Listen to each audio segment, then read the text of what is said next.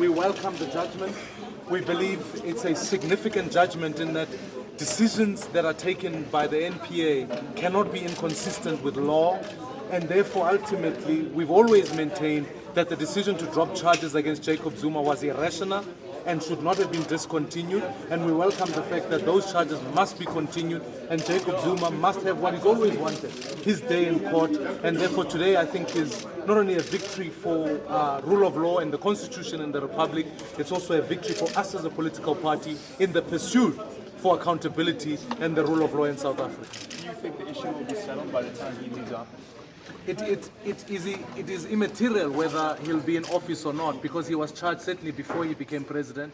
We want to continue that process and we'll go the full length of the exercise. We want Jacob Zuma to also come to court and account for the charges that were placed against him. So whether he's president or not, this matter will continue.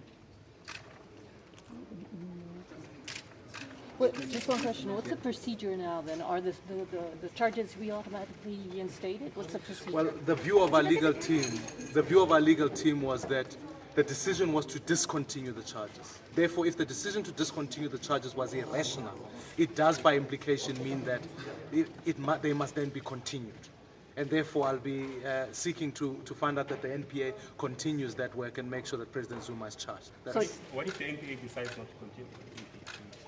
Well, we'll leave that decision to what happens in the NPA. For the short term, we believe that the decision was irrational, the judgment has been issued, and we would insist that they must continue. And if they want to take a decision, as the judgment said, that the most competent place for a decision to not continue a prosecution against somebody must in fact be a court of law.